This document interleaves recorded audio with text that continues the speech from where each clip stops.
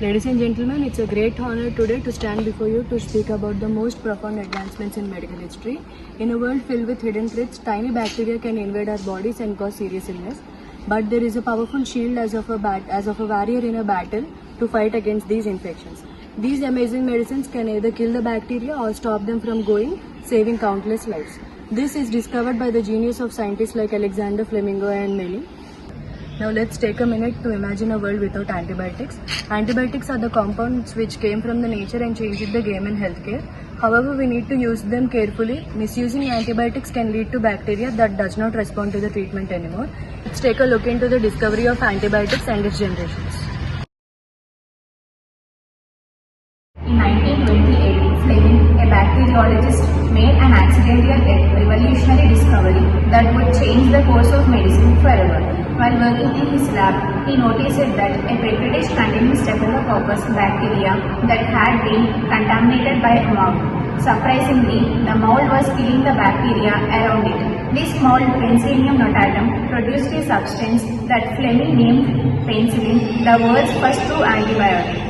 Penicillin's ability to combat bacterial infections opened the door to a new era in medicine. Before its discovery, diseases like pneumonia, sepsis, and syphilis were often fatal, with no effective treatments available. Penicillin not only saved countless lives during World War II, but also set the stage for the development of other antibiotics.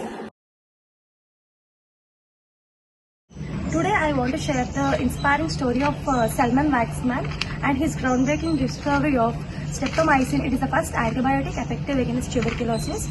And in the year 1940s, Waxman, a microbiologist at Rutgers University, was deeply committed to finding new antibiotics from natural sources, particularly the soil microbes. He believed that the rich diversity of microorganisms could yield powerful compounds to combat infectious diseases. His persistence led him to explore actinomycetes, a group of bacteria found in the soil known for their ability to produce antibiotics. Streptomyces greases, which they named the streptomycin, the antibiotic was groundbreaking. It not only showed effectiveness against the tuberculosis, and it also showed the effectiveness against a wide range of bacterial infections. And it also specifically targeted the bacteria that causes tuberculosis.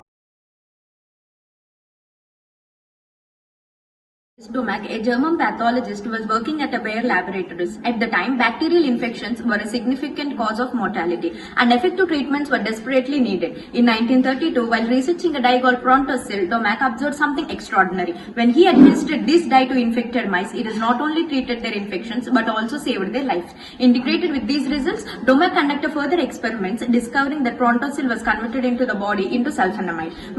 In 1935, sulfonamides were introduced into clinical practice, proving effective against a wide range of bacterial infections, including streptococcal infections, which had previously claimed many lives. Early 1960s, Kirby was instrumental in developing the Kirby-Bauer disk diffusion method, a standardization technique for assessing bacterial susceptibility to antibiotics.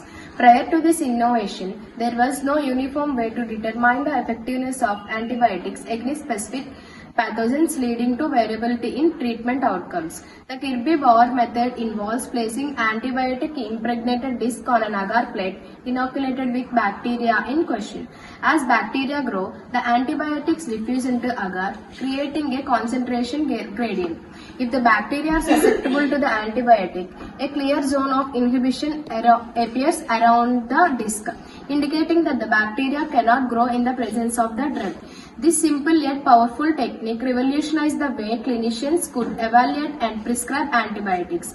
It provided a reliable and reproducible method to guide therapy, enabling healthcare providers to make informed decisions based on laboratory results.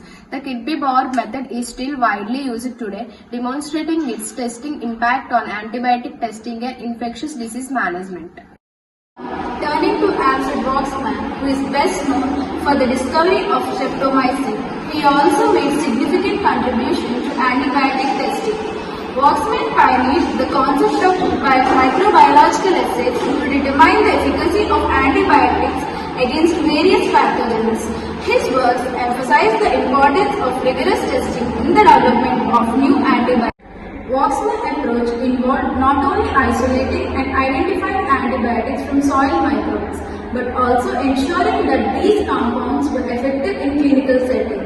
He understood that a comprehensive understanding of antibiotic spectrum of activity was crucial for its clinical application. This led to the development of more sophisticated testing methods, including broad dilution techniques which allowed for precise determination of minimum inhibitory concentration of antibiotics.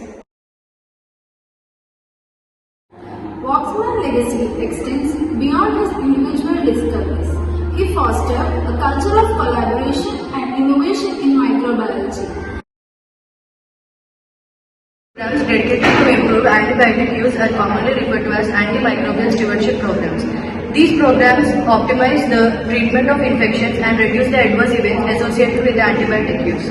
Prevention is better than cure, and it is important that all the clinicians depend upon the evidence-based IPC interventions to reduce demand for antimicrobial agents by preventing healthcare-associated infections from occurring in the first place and making every effort to prevent transmission when they occur. Antibiotics, a global